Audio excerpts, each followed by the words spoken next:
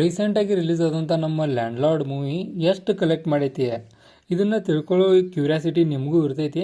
ಅದ ಕಾರಣಕ್ಕೆ ಇಂದಿನ ಈ ವಿಡಿಯೋದಾಗ ನಾವು ಟೋಟಲಾಗಿ ಲ್ಯಾಂಡ್ಲಾರ್ಡ್ ಮೂವಿ ಬಜೆಟ್ ಎಷ್ಟು ಆನಂತರ ಈಗಾದ ಎಷ್ಟು ಕಲೆಕ್ಟ್ ಮಾಡೈತಿ ಇದರ ಡೀಟೇಲ್ಸನ್ನು ತಿಳ್ಕೊಳ್ಳೋಣ.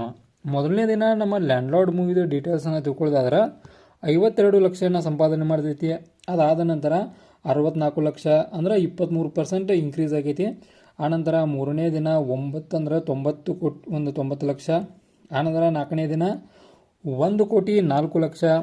ಆನಂತರ ಐದನೇ ದಿನದ ಟೋಟಲಾಗಿ ಎಲ್ಲ ಕೂಡಿದ್ರೆ ನಾವು 3 ಕೋಟಿ ಸಮಥಿಂಗ್ ಅದ್ರ ಮ್ಯಾಗ ಪ್ಲಸ್ ಬರ್ತೈತಿ. ಅಂದ್ರೆ ಕೇವಲ 5 ದಿನದೊಳಗೆ 3 ಕೋಟಿಯನ್ನು ಸಂಪಾದನೆ ಮಾಡ್ತೈತಿ. ಅಂದ್ರೆ ಇದೇನು ಬಿಗ್ ಬಜೆಟದ್ದು ಮೂವಿ ಅಲ್ಲ. ಇದ್ರ ಬಜೆಟ್ ಎಷ್ಟಪ್ಪ ಅಂದ್ರೆ ಒಂದು ಅಪ್ರಾಕ್ಸಿಮೇಟ್ ವ್ಯಾಲ್ಯೂವನ್ನು ನೋಡೋದಾದ್ರೆ ಕರೆಕ್ಟಾಗಿ ಎಷ್ಟು ಐತೆ ಅಂತೇಳಿ ಬಿಟ್ಟಿಲ್ಲ. ಬಟ್ ಅಪ್ರಾಕ್ಸಿಮೇಟ್ಲಿ ವ್ಯಾಲ್ಯೂವನ್ನು ನೋಡೋದಾದ್ರೆ ಒಂದು 4 ಕೋಟಿ ಬಜೆಟ್ ಎಷ್ಟು 4 ಕೋಟಿ ಐತಿ. ಹಂಗಿದ್ರೂ ಕೂಡ ಇದು ಕಲೆಕ್ಟ್ ಎಷ್ಟು ಮಾಡೈತಿ ಈಗ ಆಲ್ರೆಡಿ 5 ದಿನದೊಳಗ 3 ಕೋಟಿಯನ್ನು ಕ್ರಾಸ್ ಮಾಡೈತಿ. ಅದಕ್ಕಿಂತ ಹೆಚ್ಚು ಕೂಡ ಐತಿ. ಬಟ್ 3 ಕೋಟಿ ನಾವು ಒಂದು ರೌಂಡಪ್ ಆಗಿ ತಗೋತೇವೆ.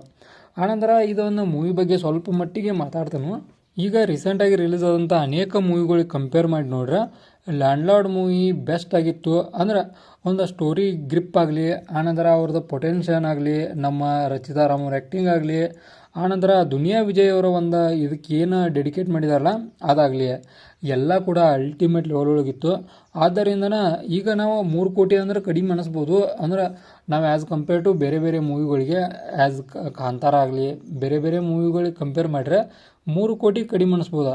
ಬಟ್ ನಾವು ಬಿಗ್ ಬಜೆಟ್ದು ಮೂವಿ ಅಲ್ಲದ ಸ್ಮಾಲ್ ಬಜೆಟೋಗ ಇಷ್ಟು ಕಲೆಕ್ಟ್ ಮಾಡಿದ್ದ ಒಂದು ಸರ್ಪ್ರೈಸಿಂಗ್ ಮೂಮೆಂಟ್ ಅಂತ ಹೇಳ್ಬೋದು.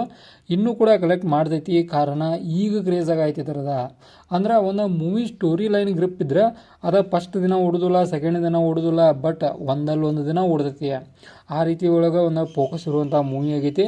ಇದಾಗಿತ್ತು ನಮ್ಮ ಲ್ಯಾಂಡ್ಲಾರ್ಡ್ ಮೂವಿದ ಒಂದು ಕಲೆಕ್ಷನ್ ಡೀಟೇಲ್ಸ್ ರಿವ್ಯೂ ಒಂದು ವಿಡಿಯೋ. ಇದೇ ಥರ ನಿಮ್ಗೆ ಇನ್ಫಾರ್ಮೇಟಿವ್ ವಿಡಿಯೋಗಳಿಗಾರ ಚಾನಲ್ ಸಬ್ಸ್ಕ್ರೈಬ್ ಮಾಡ್ಕೊರಿ. ವಿಡಿಯೋ ಇನ್ಫಾರ್ಮೇಟಿವ್ ಲೈಕ್ ಕೊಟ್ಟು ಸಪೋರ್ಟ್ ಮಾಡೋದನ್ನು ಮರಿಬೇಡ್ರಿ.